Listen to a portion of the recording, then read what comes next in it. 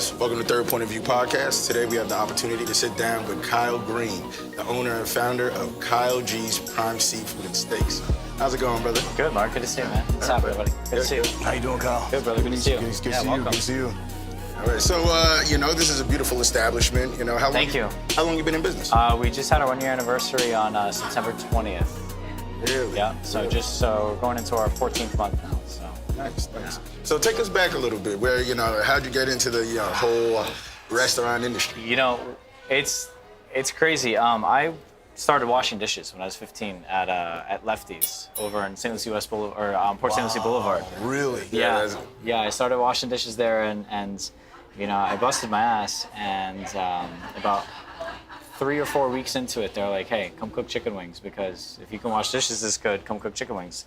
So I had just turned 16, and I started just cooking chicken wings, and being an only child, all of a sudden now I've got like 30, 40 brothers and sisters, and I was like, this is wonderful. So, at that restaurant, I got hooked on like the energy of what a busy, fun restaurant is, right?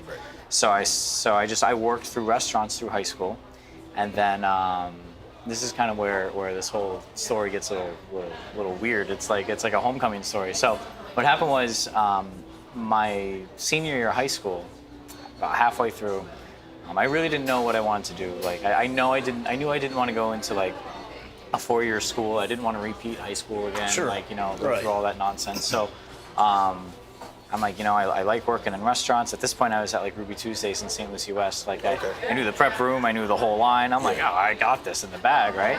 And I remember I came home and I told my dad, I said, hey, Dad, I want to be a chef, right?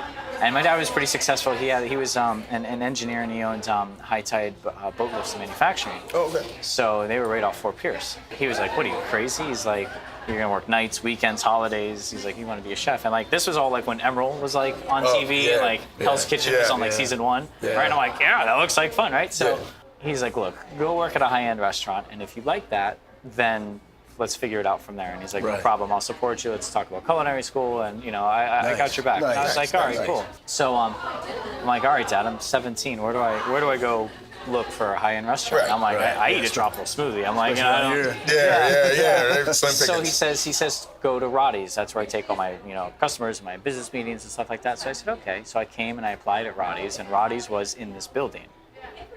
Oh, so this was This was Roddy's, yeah. Really? So I was 17, and the chef brought me on, and I walked in the kitchen. I had seen stuff I'd never seen before, right? So I saw people in chef coats. I saw all kinds of cool equipment. I saw like food ingredients I'd never seen before, and I was like, whoa, I'm like way out of my league, right? I'm like, this is not Ruby Tuesdays anymore.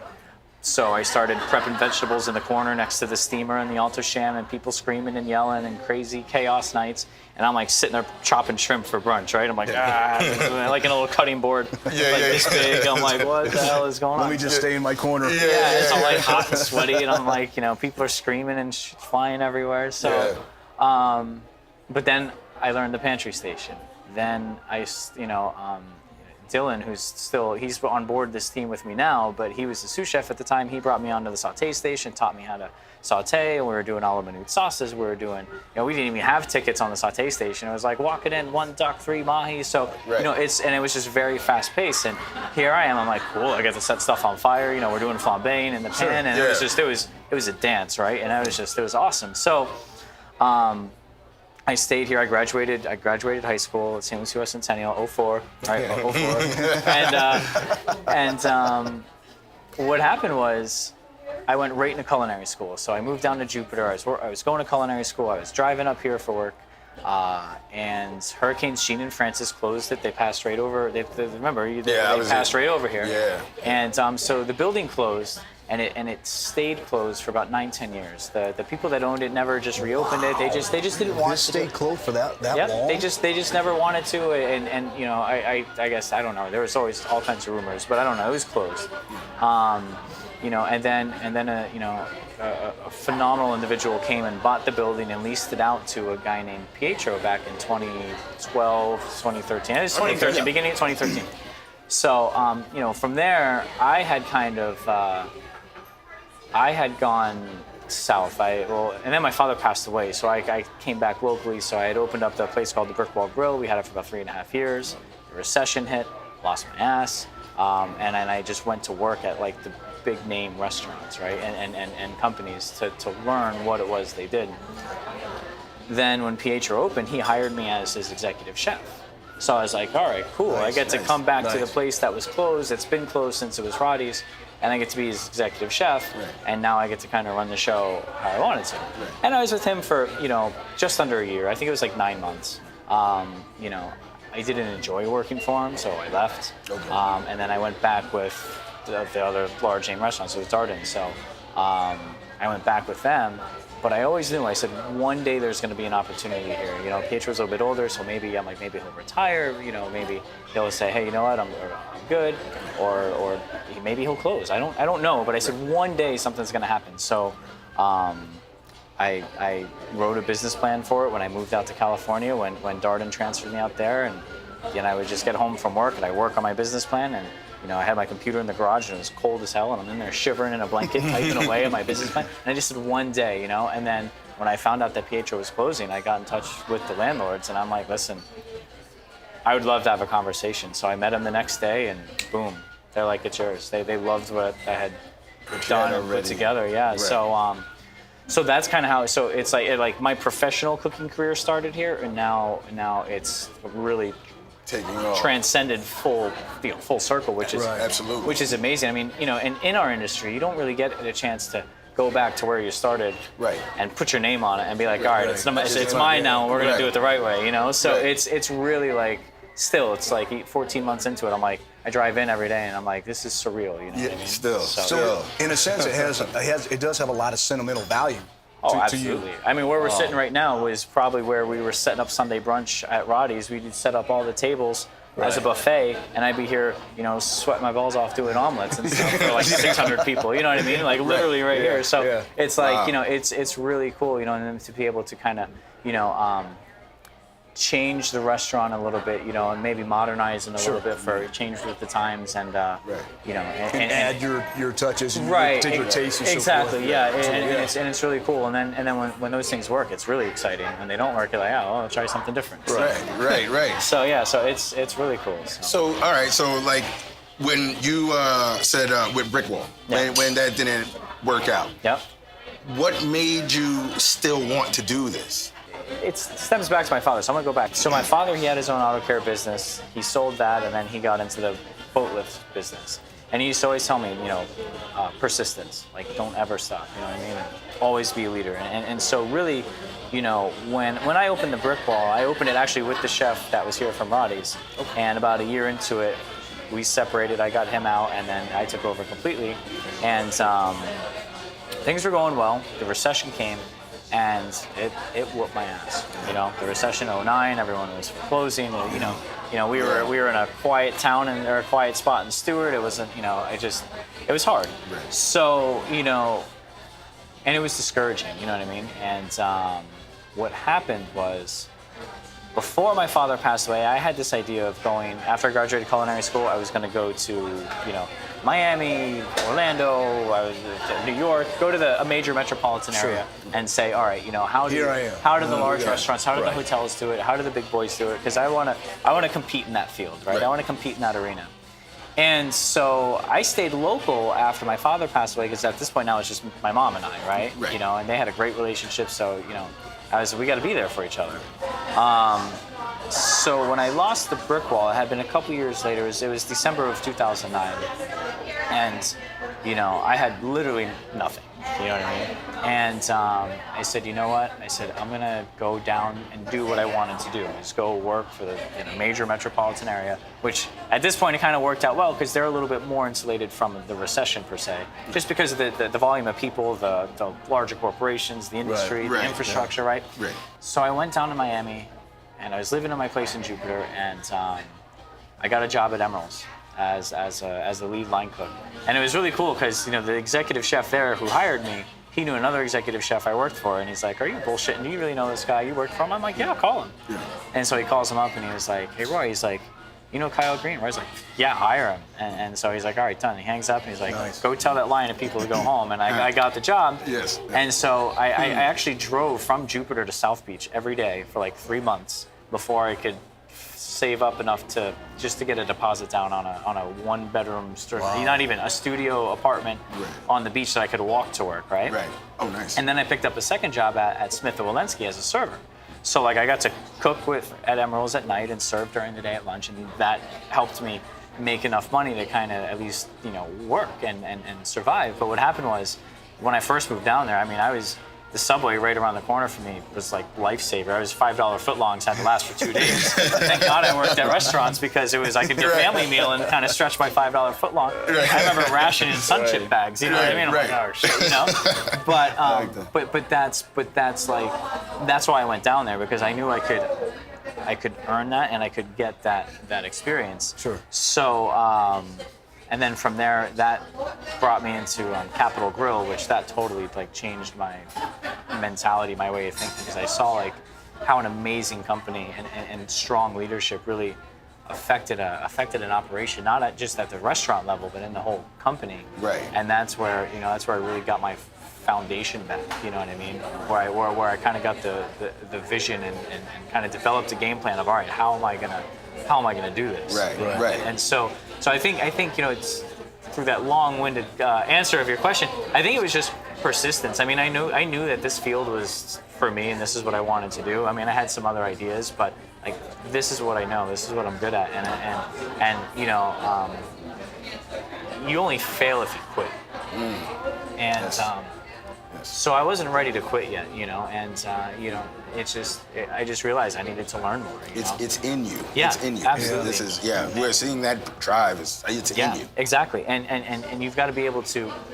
I think the biggest thing is you've got to be able to harness it. And the best way to harness that is to read about how others harness it. Right? I don't think there's any golden strategy or anything like that. But learning what works for some of these people, are sometimes just the mental steps that they take. It's just, you can pick up some things from a little bit of everywhere, and adapt that and apply that. And so to me, all of a sudden it became learning about leadership. It became learning about self-development and self-growth, and really how to influence others and inspire. You know what I mean? And when you can do that around you, all of a sudden you see that exponential growth. Absolutely. Yeah, you're right. So that was really transformative. And once I kind of got a taste of it, I was hooked. I was like, sign me up. How do I keep getting better at this? But the other thing is when I was at Emerald, Smith Wollensky, Capital, I mean, I had some amazing management mentors, and team members that I worked with, and that was entirely transformative, because you're like, well, that's what I want to do, right? So what are the characteristics? What are the traits? What are the skill sets that they've done? Right. And then how can I kind of put my stamp on that and help get it to the next level? Because I know I've always worked hard. I've always, showed up early, stayed late. You know what I mean? Right. And then, I'm off. Yeah, I'll be there tomorrow. No problem. Yeah. You know what I mean? Right. And it's just, but that's what it takes. It does take that. Right. So that was. So now, what are you how important is mentorship as far as? It's key, and the thing is if you can't find a mentor, not everyone's gonna find the next Warren Buffett or Jeff Bezos to be like, hey, come on, let's have. But that's why they make books. That's why they've been making books for hundreds of years, right? So. It's hugely important. Even YouTube videos. I mean, there's so many resources out there. Do you have a book you recommend? I have a couple actually. The Effective Executive. What is it? Disrupt You. The One Thing. Managing Oneself. 7 Habits of Highly Effective People. Those books are fantastic. Okay. Absolutely. All right. Yeah. I'm gonna definitely leave a link to all those books. And there's another one too. This one's really cool. It's called It's All About Leadership. And actually, the author of the book, Jimmy Knott, he is the father-in-law of one of my mentors I had when I was working with Eddie V's. And he's a pastor up in Orlando, and he has some YouTube videos and stuff, which I actually make my management team watch on a regular basis. Okay. They're 30 minutes long. Nice. Because it's so effective and it's so powerful, but it's so simple. and sometimes people just need to be constantly reminded about it. So with the technology and resources we have, I mean, right, finding motivation. Right, exactly. I mean, it's there. You just gotta take the effort to do it. To do it and see it. Yeah, absolutely. Absolutely. I had a baking instructor tell me, he said, you only need to read 1% more than everyone else to outsmart them, to outsmart the game. I agree. I agree. So you said some pretty key things there too, as far as mentorship and persistence and perseverance. Now, I was really intrigued by when you were writing your business plan. Yeah. And when you were doing that, you were in Miami, I believe, at the time? I was in San Diego. Oh, San Diego. You were in San Diego at this point. Did you even envision this place when you were writing that? I wrote it specifically for this building. Was that while Pietro was still in here? Yes, because Pietro is a lot older than me, so I knew he was we're going to retire, or he's nothing against the guy. Right. But it's just at the time that I left, I was 28, he was in his late 60s. So, right. I mean, he can't do this forever. Was he until he's 85? I mean, God bless him if he does. But so I said, you know what? Luck equals opportunity plus preparation.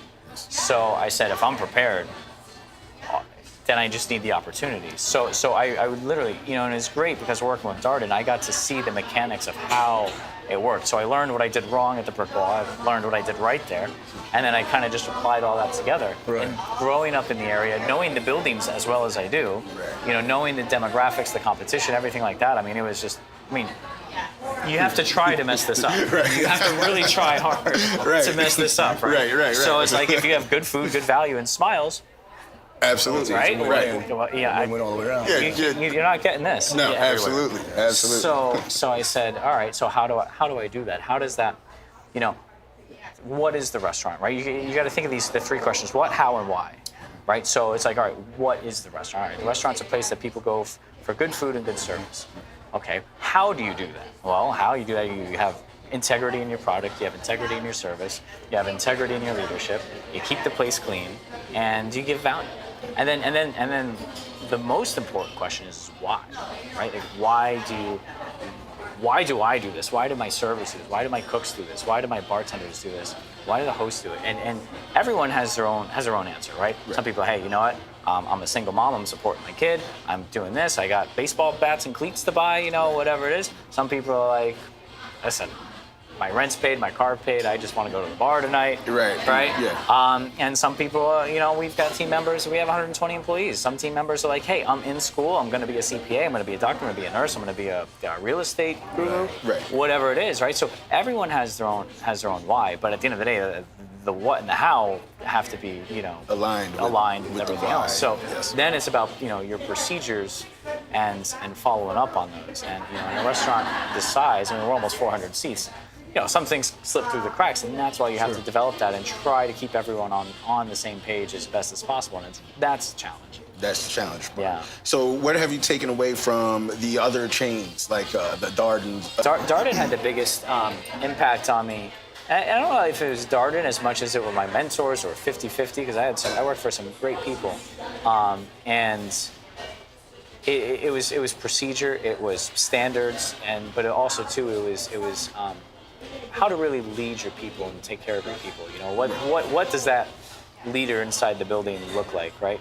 Because whenever you put 120 people in a building, you're going to have personality conflicts. And then you got a couple hundred guests. Things get weird. Right. So basically, what it was how to manage all that, how to prioritize that, and how to make sound business decisions that positively impact the team as well as the guest. And when we did our first job fair, I told the management team, I said, listen, hire for character first, skill set second. I can teach someone how to open a bottle of wine. I can teach someone how to make a steak. I can teach someone how to make a martini. I can't teach them how to smile. I can't teach them how to help their neighbors out. I can't teach them how to iron their shirt and show up for work on time. I can't teach them how to not show up messed up. You know what I mean? Right. That's all character. I said, so, I can't teach them how to not be dishonest or disloyal or, things like that. Those are all personal things. Right. But if they're of good character, Yeah, you don't have experience? Come on, let me show you how to do this. Let me show you that. Right? I can show you how to do this, no problem. Because I want to work with people I know and trust. Right? It's like any relationship. Absolutely. Right? Right. If you know, if you're dating someone, if you're married to someone, you want to know who it is you're sleeping next to at night. Right. And you want to know that there's no betrayal or dishonesty or anything like that, right? Absolutely. Deceit, anything like that. Right. So my point is you need that. I mean, especially here. I mean, I've got 2 bars. There's a lot of cash. There's a lot of there's it's a busy place. Right. So I need to make sure that the people that are handling our products, the chefs. I mean, there's a ton of inventory between wine and food and stuff. I have to make sure that tenderloins aren't walking out the back door. Right. And you see crazy stuff. People will duct tape tenderloins inside their pant leg, and they're walking out the door to leave, and they're like, "Dude, you're bleeding." And they're like, "No, I'm not." And you pull their pant leg up, and they got a pismo taped to their leg, And they're like, "Oh, I was having a barbecue next week on my day off," and it's like, "Yeah, you're fired." Right. I mean, it hasn't happened here, but I've seen that. Right. No, absolutely. So it's like. You need to manage it because otherwise the only thing that hurts is the business, right? Absolutely. So, and then with as many jobs as we provide and as much as we give back to the community, it would be a shame for poor management to be the cause of that. Right, absolutely. And it takes that one bad kink, literally one bad kink, especially in the upper management position, to fall like a house of cards. So well, and to that point, very early on when we opened, we found 2 bartenders that had been here prior that they had their regulars. Their regulars never got a bill. They were just getting slips 20s and 40s and 50 bucks or whatever. Yeah. Hey, double pour. Yeah, here you go. Oh, yeah, everything's all set. Okay, great. Boom. Excuse me. So what ended up happening was obviously they were let go. But my point is like they had been doing that for years. Right. Years from when it was Pietro's. And they thought it would just be the same kind of thing, and they get to make $400, $500, $600 a night each, and this, that, the other. Which I would love that, but let's do it the right way. Right, the honest way. Let's do it the right way because and not on your dime, so to speak. Right. Yeah. You don't need partners you don't know about. Yeah. Right. So. Right. Absolutely. Excuse me. I think that's very important because being in the industry myself, or formerly in the industry, sure. When you say character first, skill set next. A lot of times, somebody with the most skills has the biggest ego. Yeah. So now, it almost leaves you like they want to teach you almost. Like they're like, look, I know more than you in this area. You just run the place. I'm the best bartender you've ever met. Let me show you a thing or two. And from there, that's a red flag. Absolutely. And and I think too, it's about that mentorship. Going back to that and that personal growth, it's like. In this business, you learn something new every day. I learn stuff from my dishwashers all the time. I learn stuff from my bartenders, my hosts, my servers, my cooks, my chefs, my vendors, my guests. And so it's about being humble. And so if you can be humble, and I'll be the first person to say, hey, I don't know about that, but I know somebody who does. So what I try to do is I try to build my team with people that are more knowledgeable than me. I don't need to be the best at everything. I don't want to be the best at everything. Like I'm not interested in that. I want to be the best at managing my people, recognizing food quality and efficiencies, and taking care of my guests, and obviously understanding the financials of the metrics behind what makes a restaurant functional, right? That's what I want to do. I don't want to be, I've got Tommy's an awesome bar manager. He takes care of all that stuff. Percy's an executive chef. He's been my friend for 11 plus years. He's awesome. Can I go back there and do it with him? Absolutely. But this place is so large, and we do so much volume that if I change to the stove or if I'm stuck at the bar, I might make the best steak in the world. Right. I might not, but I might. Right. But let's say I do. Well, how much of an impact am I having, right? So when you look at leadership, you start studying leadership. They look at your ability and your determination. And you look at it on an XY chart, right? So it's like you could have someone who's completely dedicated. They make the best steak in the world. They make the best. That bartender, right, is the best bartender ever. And I can. We're in the bar, I can do this, I can do that, I can do 3 backflips and flavor bartend and this, that, the other. So their dedication is no doubt a 10, right? They're dedicated to this, that, the other. But if they can't lead, if their leadership level's a 1, right, they're here. Yeah, they're bottom. Right? So that doesn't, someone in my position or a higher up management doesn't do that any good. So what ends up happening is you got to raise your leadership ability level. Right. And then all of a sudden now you're so much more effective. Now I got the best. Now I got the best chef. I got the best bartender. I got the best service team. I got the best host team. Now I got the best restaurant. Right. And that's the key. Gotcha. Does that make sense? Absolute and sense. build the team. So, Absolutely. and that's like when people are like, oh, Kyle.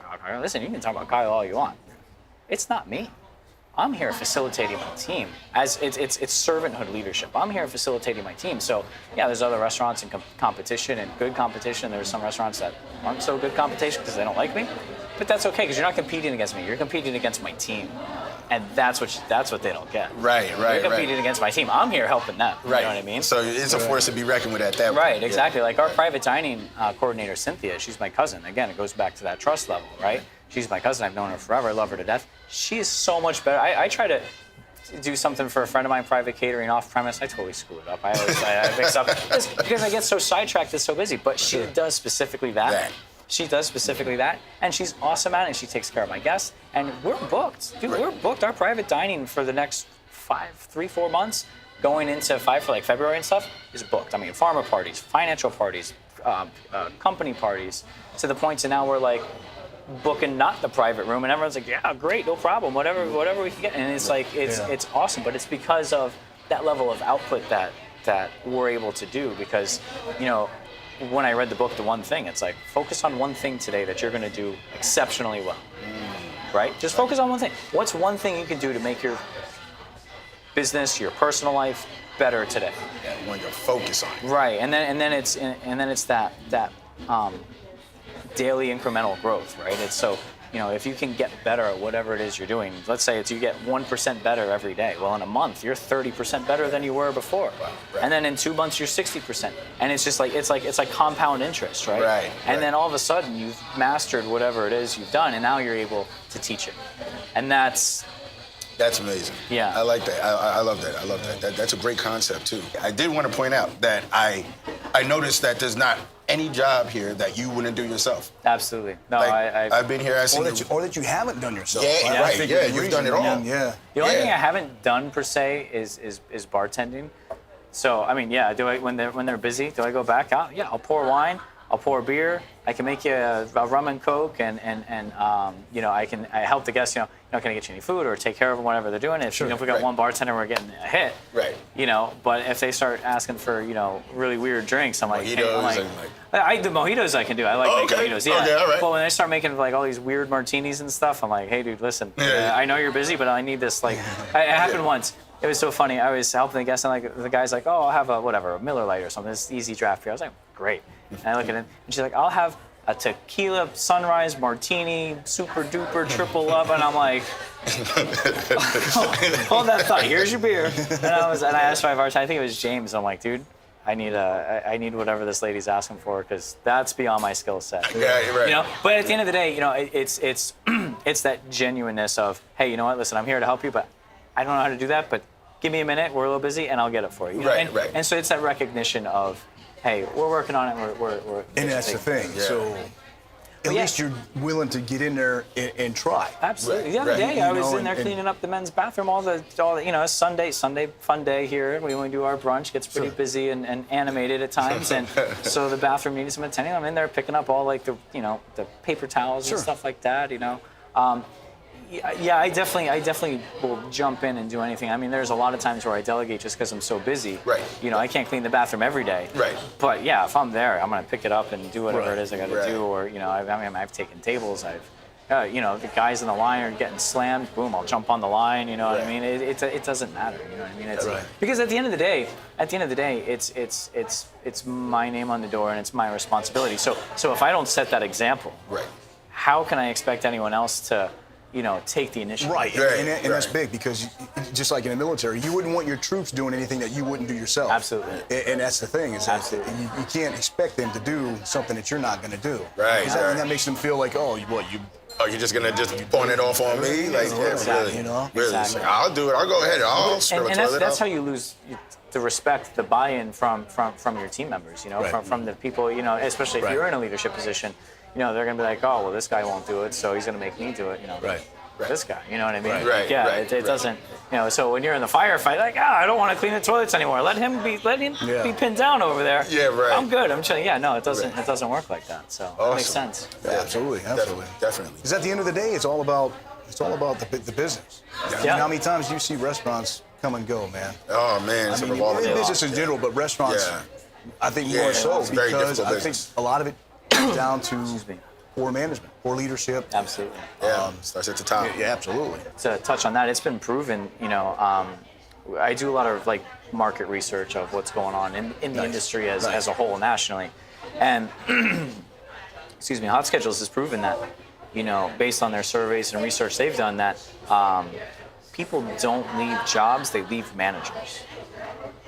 That's absolutely true in And my anyone- particular circumstance. Yeah, and anyone, not every manager you have is going to be perfect. Not every employee you have is going to be perfect. And there's been people that are going to be like, oh, you know what, that guy's a jerk, that guy's whatever. And that very well may be because of, whatever happens and that perception, right? But at the end of the day, it's, I think it's measured by, at least for restaurants, your turnover rate. How often are you turning over employees? We have a ton of people that have been with us from day one that are still here. Some left. The most people that left by their own accord was because they moved, they finished their schooling, and they did whatever it was, or they were like, hey, I just want to try something different, Right. And that's great because that's them growing, and it's like, hey, I got to spend this great time with you while you were growing as a person. That's fantastic. Absolutely. Congratulations. You're accomplishing what you set out to do. More power to you. Absolutely. Like just like this place was Roddy's when you were working here doing the brunch, Yeah. and now you're here as the owner with your name on the door. Still doing brunch. But see that's amazing, and I mean it really intrigued me that with you doing the business plan, you said you had this place in mind. Yes. And with no, there wasn't like, oh, I'm out of the door in a few months, in a couple months. You had it in your head. You had it in your I mind. had it when I got to San Diego because it ate me up so much that such an awesome building, such an awesome location was, in my opinion, and I'm going to say this, generally, was kind of being squandered a little bit. It wasn't being taken care of. The way and you I see its said, potential. Yeah, and I said, God, this is, if you just did it a little bit differently. Right. Or opposite of what was going on. If you did it a little bit differently, it could really be something tremendous, something special for the community. Right. Not for just one person. Right. So when you were making that business plan, Yeah. you could feel that it was a reality, that it was going to happen. Absolutely. I mean, I had wanted it. I always had this. I always had the idea, like, and I don't know if I ever told my landlord this, but when I was at the brick wall and we were going through the recession, and this building just sat here empty, I was like, God, I just wish he would buy that building and let me run it. I'm like, because I just that's what I want. And at the time, I was not prepared. I had to go through what I went through, right? So you went through the process. But I was like, God, how cool would that be? And that was 2008, right? So then when I was here as the executive chef, and I had gone through, busting my, I worked 100 hours a week, in Miami, and I worked 80 hours a week in Palm Beach, and I always had 2 jobs, and I was this, and I was that, and it was holidays and weekends, and it was sacrifice, and you go to bed hungry, and and you're like, oh, well, I don't know, I'm gonna pay this bill and not that bill, right. and it's just, you go through all these things, and you're like, well, I'm just gonna keep focused. But then when I was here as the executive chef, and I got a taste of like, oh, this is possible. Like this is real. Like I can feel this. This is here. Right. So I said, the odds are that Petra's gonna retire. The guy there is he can't do it forever. And whether it's 5, 10, 20 years, I'm still in good striking distance to do that, right? Right. So and I'm a true believer of what you think about most, you become. What you put out there, you get. And my dad used to always tell me what you put into life, you get out of it, right? So, if you just strive for just excellence, you'll get that. If you want to, sit on the couch all day, well, guess what you're doing tomorrow? Right, you sit on the couch tomorrow. Right. Maybe you're down at the beach, but you're still sitting around doing nothing. Right. So, so I said, what's the worst thing that could happen if I'm prepared and ready? I think I had by the time I was done, I think I had about a 25-page plan. I was breaking out spreadsheets. I was figuring out sales, and then I would find something. I would find a metric of how to measure something that we did at Darden. I'm like, oh, that makes sense. Productivity rates, your average check, how to build that, this, that, the other, how to strategize these things, and then I would start to incorporate some of those things in there of just basic restaurant mechanics. What should my ideal labor cost be? My food costs? How how do I balance my inventories? How do I, how do we turn that into cash as opposed to, having a boatload of inventory sitting around and, being inventory rich and cash poor. Like all those things kind of come into play. Right. And that was truly like, that transformed me right there. Right. But what was funny was every day I went to work, even though I was working for Eddie V's, and then they transferred me into Yard House or Capital Grill, which I got to work with a bunch of their brands, so it was awesome.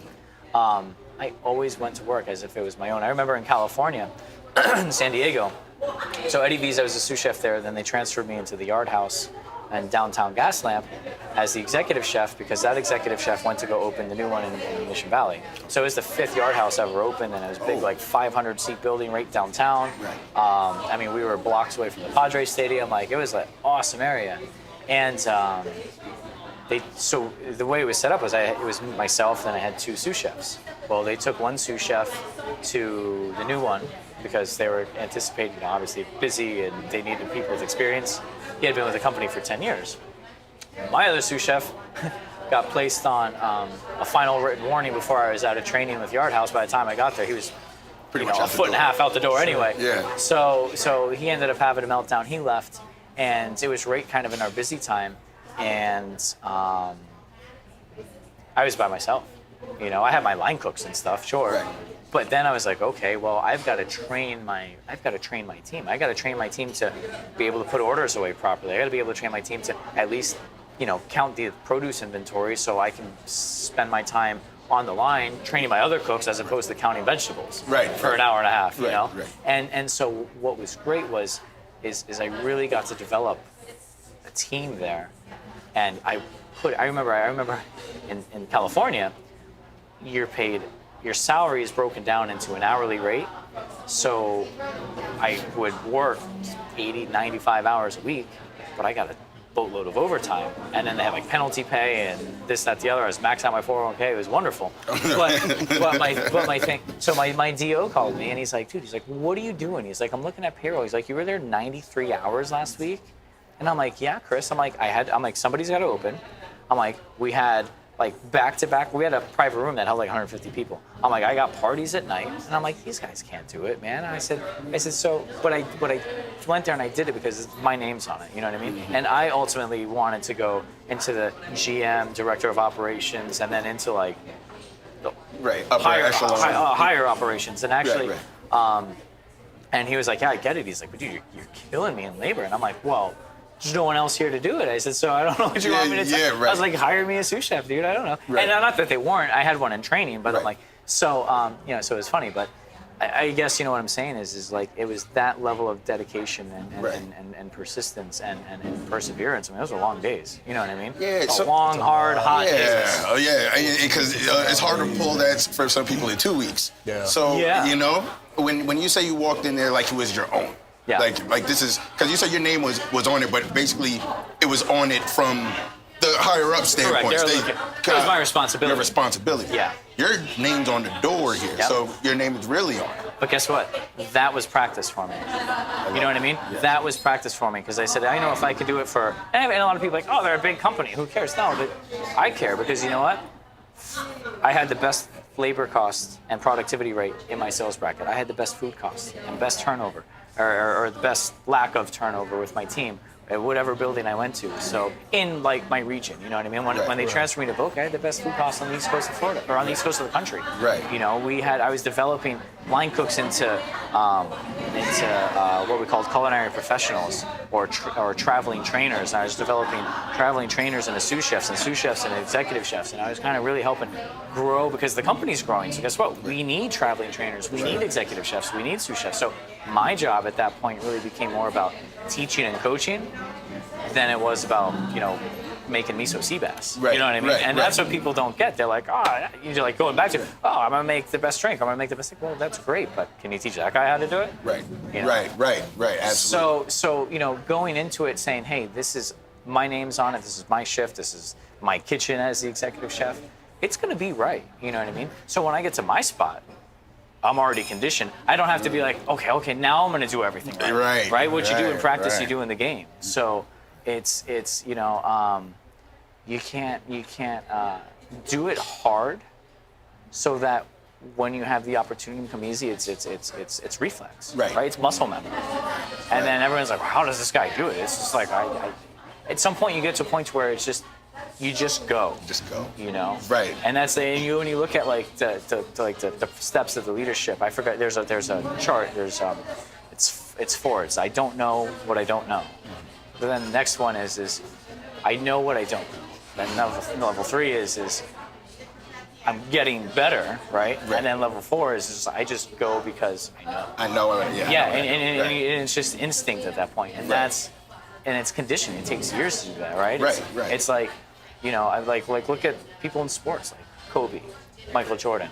They didn't just like hang out on the bench during practice. Right. Like LeBron doesn't just hang out and chill. Right. And then when it comes time to the game, it's like, okay, now it's time to go champions hard. aren't made in the ring. Yes. Right? They're not made at the championship. They don't step in there. They're made at practice. Right. And that's what that was. That's Yeah. absolutely right. Because Muhammad Ali, Bruce Lee, I mean, Right. Tiger Woods, you name it. Right, because like I was saying before, I sit back and I'm like, man, you're a machine. You're a machine, and I get mentally tired thinking about the workload you have and what you got to deal with. But like you said, this is years and years of conditioning. Yeah. This Absolutely. is, I'm sure if you were to take a week off, you'd probably go crazy. I do. Yeah. I do. It's tough. Yeah, right. It's tough. I mean, I enjoy it, don't get me wrong, but yeah, it's tough. Right. Because I know you're looking at what I could be doing, the opportunity cost. Yep. And then it ends up happening too. Like I love going out to eat, right? Because it's just a passion for mine. Because I like the art, I like the dance, you know what I mean? And so I'll go out to eat. And I don't critique places unless it's literally, oh yeah, we're this, we're that. I'm like, all right, cool, let's see what you got. But usually it's like to go out to have fun, this, that, the other, and then like I'll just see stuff. Like I'll overhear what they're saying at the service bar, or I'll see them over there, or I'll see like if it's an open line, I'll see what the chefs are doing. I'm like, all right, that's pretty cool, you know what I mean? Yeah. And like it's just I appreciate it. I don't like it like in like critique mode, like oh we're better than this, that, the other. I'm like no, like that's cool. I appreciate it. You appreciate it. So you learn sometimes from. Absolutely. Okay. So you Absolutely. go, and I think that's big. Is that instead of judging what you don't like, look at what you do like and implement that. Absolutely. It's a lot better to go with that mindset. So Absolutely. I appreciate that. Yeah, because you end up smiling at the end of the day instead of being angry. Right. And the choice is ultimately yours. Even with an open mind. Yes. Because, like you said, because how old are you? 32. Oh, jeez. Well, I got socks older than you, man. Wow, so you're super young. Yeah. I mean, to own something like this. It's a big responsibility. Sure. But you have trained yourself pretty much and went through what you and I have talked about before is a process to get Absolutely. the prize, so to Right. speak. And it's the training and the practice to get you to that championship game. Yeah. And and here you are in your series and you're running with it. You know Yeah, what I mean? exactly. It's like I feel like every day I get to come to the World Series. Because every day it's like, hey, you're on the spotlight and you gotta go. Right. So that's powerful because it's like it's if you mess up, you mess up. Granted, you get another day to try over, but you mess up too many days in a row, and Right. Absolutely. music stops. Right. So it's constantly about how to continue to drive and evolve and learn and grow and build and keep doing what you do well and fine tune what needs improvement and just keep going and fostering. Yeah. Wow. I mean, you're only 32, but you have years and years. That's the thing, right? And that's where it's like, when it started, and that's where, like I really attribute my work ethic to my father because, I saw him build his company from nothing to the largest boat lift manufacturing company in the world. You know what I mean? What was really cool and inspiring was how he positively impacted so many people along the way. Like, when he passed, I think he had like 300-400 people show up to his celebration of life. Nice. And like, I ran into someone just the other day here as a guest, and they're like, your dad changed my life. And I'm like, holy shit, like that's awesome. You know what I mean? Right. And that's the difference between popularity and legacy. You know what I mean? Yes. And it's like, the legacy, obviously, like with any great person, will withstand. Right. Any kind of. Right.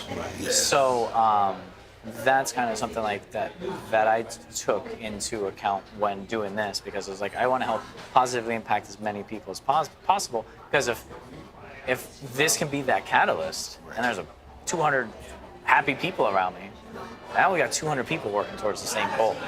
And then you have that momentum. You know what I mean? Yes. And that's where a lot of people kind of sometimes, my opinion, might get short-sighted or they might get selfish and they'll say, oh no, me, my, what am I going to get out of this? Well, you got, what I tell my managers is, and I got this from awesome mentors, is like, you got to put deposits in the bank of your team before you take them out, because you can't overdraft that account, because when you do, you're done. Right. Right. So that's where it kind of comes into play. Wow.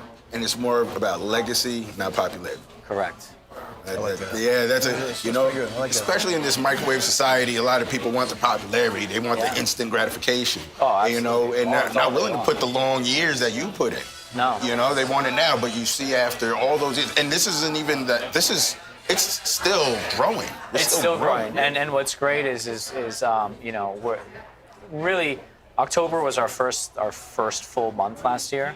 So I'm kind of really measuring over last year now, and we're up like 35% over last year, which is awesome. Absolutely. So it's testament of we've built our base, and now we're continuing to add, but now we're also bringing return guests and we're keeping people happy. We get a lot of 5-star reviews. We make mistakes, sure, we're human. That's going to happen, and that's an opportunity for us to be professionals and say, okay, how can we fix this for you? What can we do for you? Let's give us another chance. Human factor happened. Sorry, I promise we didn't overcook your steak on purpose. Right. I promise. Right. I didn't intentionally try to piss you off today. I really didn't. You know what I mean? Right. It's a mistake, and you pick up the pieces from there. Wow, absolutely. I could learn a lot from that. A lot of people could learn a lot from that. Absolutely. And that's exactly why we're doing what we're doing. Is a lot of people maybe didn't know this stuff about you. You know what I mean? Sure. And so this is why we do what we're doing, is to let people look at somebody in a different eye. You know what I mean? I love what you guys do. I think that's awesome. And so now, people that didn't know that side of you, so to speak, now they're going to look at you in a whole different light. Yeah. And that's what's important. Absolutely. You know what I mean? That there's just more. There's more to people than just this one-dimensional. Kyle G he's a restaurant owner. Right. Yeah, but it's right. Funny. It's funny, but now, yes. But before, they don't remember, foreclosures, repos, being hungry at night. The process. Exactly. And learning. It's like, this is really uncomfortable, and I am not ever going back to that. Like no way. It's funny. So, another thing that happened before the restaurant, right, was, and this is how just wild this whole last year and a half, 2 years has been. So I left Yard House because I was very interested. I was happy there. I loved it. But I was highly interested in, I love numbers and I love companies, I love business. So I was highly interested in being an investment advisor, a financial advisor. Right?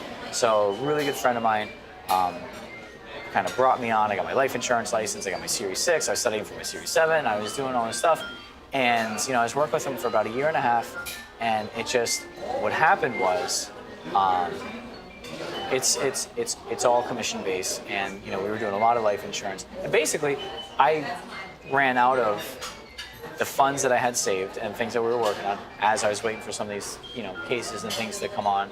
Right. And it's a very, very hard business to break into, especially with all the licenses and the oversight, the regulation. So I said, listen, I've been doing it for a year and a half. It's great. I learned a lot. I said, but this isn't for me, right? So at the time, I actually went back. I was cooking for Capital Grill as a line cook, right? After being an executive chef for Darden, I went back. I was cooking as a line cook for Capital Grill because I was trying to figure out what it was I was going to do.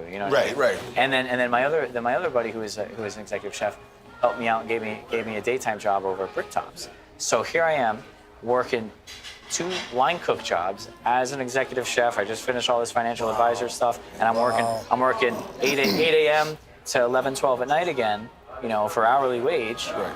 And but I had to. I mean, I was married at the time. She really wasn't working that much, so I was like, I had to. We got bills. We got somebody's got to eat food. Sure, right. There's insurance. There's there's stuff, right? And trying to maintain some style of a life, right? Right. And me as a husband, I'm like, well, that's my responsibility. I get she's drinking out at the bar or whatever, but I'm like, hey, I got to do something. Right. So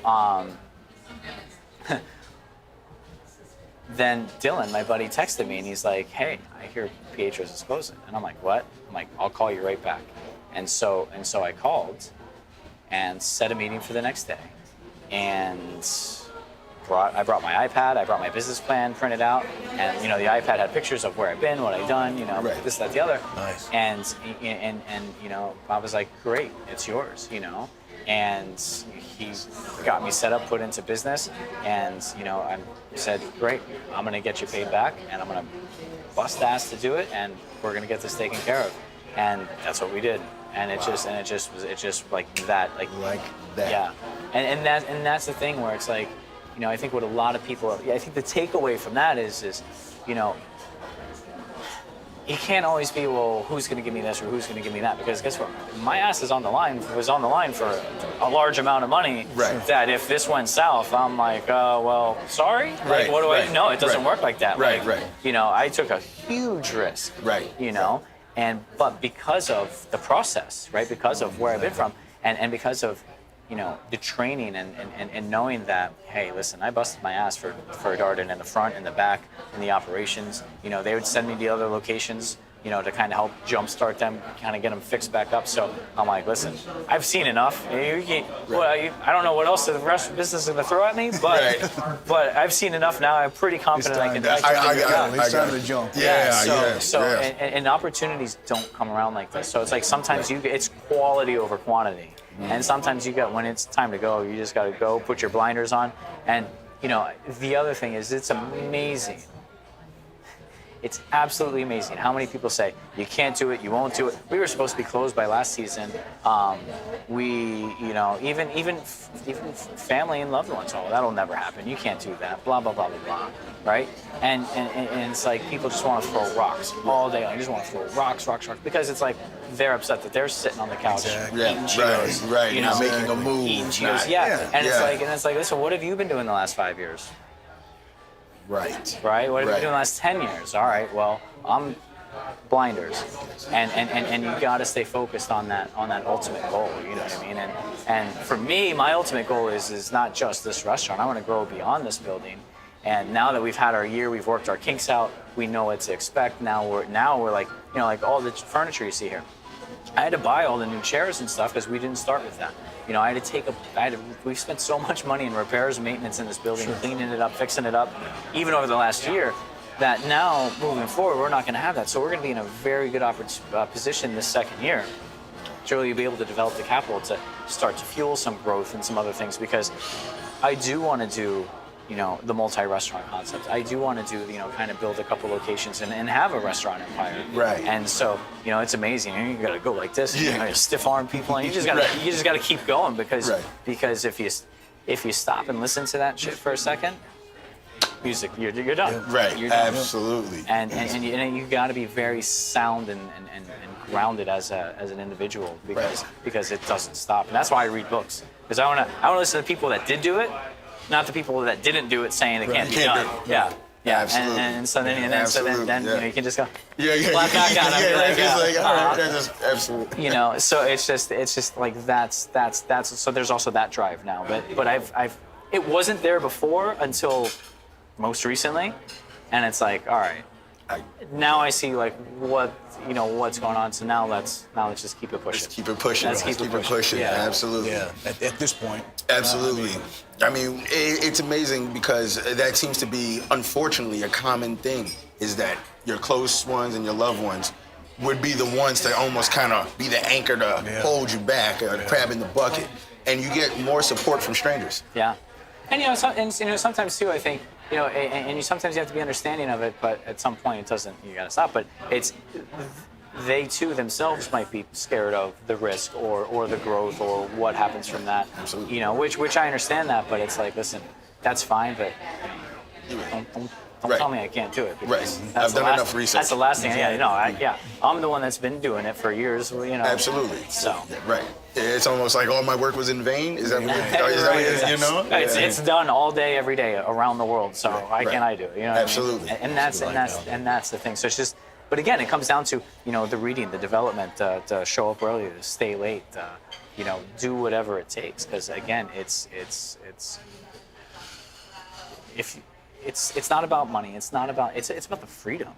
right? It's about the freedom. It's about, you know, sleeping at night. Like, I like to sleep at night. Right. I don't want to be up at night worrying, am I going to pay my car bill, my electric bill, you know? Right. What, you know, if Susie's got a toothache, am I going to not be able to afford to go to the dentist? You know what I mean? Right. I want the freedom to be able to be like, you know what? I'm good. You know, I want to go out to dinner tonight. All right, let's go. You know, like Right. that to me is why. It's, you know, first is, you know, helping people and, you know, taking care of people. Right. But I can't do that if I can't sleep at night and I can't eat. Right? Absolutely, right. Basically, if yeah. I can't go buy clothes and I got to run around my underwear all day, that's Right. not going to work It's out. in effect, Also, absolutely. Yeah, so it's just I don't really know how to describe that, you know. Right. It's kind of that intangible freedom. You know what I mean? to And, you do know, the how many things how many people do we know? And it's me. I've been there before. I'm sorry, you know, Tommy, I can't come to your wedding because I got a boatload of credit cards and my stuff's racked up and I can't afford a plane ticket, or I can't, you know. That sucks because you miss out on life. On life, Yeah, right? you know, Absolutely. and you know, have I made a ton of sacrifices here for, you know, missing birthdays and weddings and graduations and, you know, nights out with, you know, friends or couples or, you know, whatever? Yeah. But at the end of the day, I can sleep at night. And now I'm in a position to where I'm like, hey, I'm going to go for a week and we're going to go spend some time. And we're going to go do this and we're going to go do that. Right. And then when we get back on another week, we might do something else. So like, I can do that. I don't do that often because I work and focus on it. Right. But I set it up so that if I want to, You can. we can. And that's powerful. That's powerful because, you know, you being as into this as you are, being here 90 hours sometimes. Yeah. I'm sure it doesn't feel like 90 hours because your drive for it. Yeah. You know, if we're sitting there editing videos for, you know, 8-9 hours, Yeah. it feels like 2 because absolutely. it's something that It's something that you love. Yeah. So if you're doing what you love, you're not working. You're not working. It doesn't feel like Absolutely. work. you're really not. Yeah. And you could be on a yacht in the middle of the ocean and you'll be thinking of ideas on how to make your business better. All day long. You know? All day long. Yeah. Because it doesn't stop. It's not, and you guys are doing your own thing too, you know. So it's not like you like show up, like, clock in. And then we leave and Yeah. we shut it off. Clock Yeah. out. And Oh, it's 5 o'clock. We're done. Yeah. done. And, you know, Yeah. and like I do a pretty good job at, you know, I try to leave work at work and home at home. So, but sometimes, you know, all of a sudden, boom, you wake up and you're like, oh, I got a great idea. Right. You know, or Yeah. oh, what about this? Or I was thinking about that, or, you know, I kind of get up in the morning, I start looking at my reports online. That's cool, but I don't want to be home sweating about it and saying, Sure. oh, what are we going to do? You know, Right. like but that's why it's important to do the right thing. Right. Aristotle says, we are what we repeatedly do. Therefore, excellence is no longer an act, but a habit. Does that make sense? Yes. It's that habit of excellence of just continuing to just. But it goes back to what we spoke earlier: muscle memory and doing. Right. Yes. Doing practice, doing things. It's all the same. Right. Just how do you want to hear it? Exactly. How You does know? it translate? How does it translate to you? Exactly. But that's powerful. Yeah. So Kyle, man, I really appreciate your time. Thank you very much, guys. Really a lot of great information. You know, I think a lot of people are being inspired by you. Awesome. And great food too. You know, great location, beautiful atmosphere, man. I'm proud of you. I'm happy for you, man. Thank you. Beautiful. Thank you. Wish you a lot of success. Thanks, brother. Absolutely. Appreciate that. I'm sure we'll be talking to you again. Yeah, great to have you guys. Absolutely. Thank you. Thank you very much. All right, guys. Thank you for tuning in. Till next time. See you guys.